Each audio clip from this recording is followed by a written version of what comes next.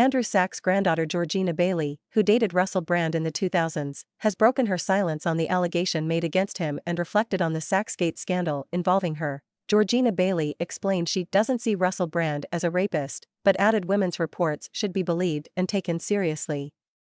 Georgina had a relationship with the comedian in the 2000s and in 2008 was at the center of the Sachsgate scandal in which Brand and TV presented Jonathan Ross left lewd messages to Georgina's Fawlty Tower star grandfather Andrew Sachs, appearing on Piers Morgan, and censored on Monday night. She told the Talk TV presenter, from my own personal experience, do not see Russell as a rapist, she added. However, a lot of the evidence is very compelling, so one has to keep an open mind. I don't recognize it, but I'm not saying that they're lies, she continued. You know, it was a long time ago and I think they should be believed and get some help, because part of the recovery program is you must make amends for these things. And that's what he did to me, and hopefully he'll do the same to the others, she went on to add. First of all, I wouldn't consider me and Russell being in a relationship. We had a friends with benefits type situation, which was fine in my early 20s, he was always very nice to me. It was always clear what the parameters were and that was mutually agreed upon and never did anything untoward happen apart from that, the Sachsgate tapes.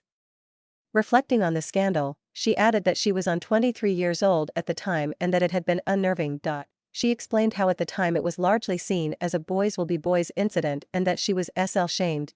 When asked about if she'd spoken to Russell about any of the allegations, she replied, I don't know what I would say to him really, I feel like he was a different person during those times. He was young and stupid, as was I, and things.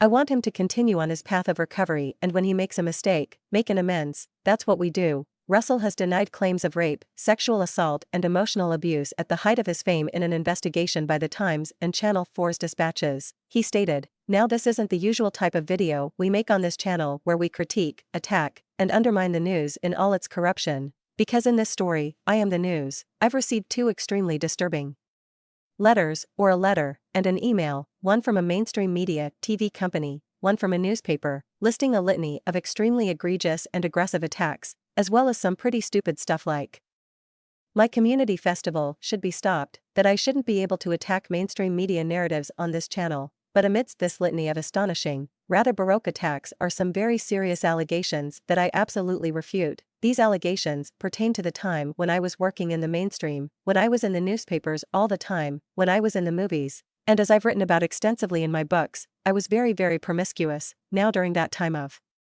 promiscuity, the relationships I had were absolutely, always consensual. I was always transparent about that then, almost too transparent, and I'm being transparent about it now as well. And to see that transparency metastasized into something criminal that I absolutely deny, makes me question, is there another agenda at play, particularly when we've seen coordinated media attacks before, like with Joe Rogan, when he dared to take a medicine that the mainstream media didn't approve of, and we saw a spate of headlines from media outlets across the world, using the same language. I'm aware that you guys have been saying in the comments for a while, watch out Russell, they're coming for you, you're getting too close to the truth, Russell Brand did not kill himself, I know that a year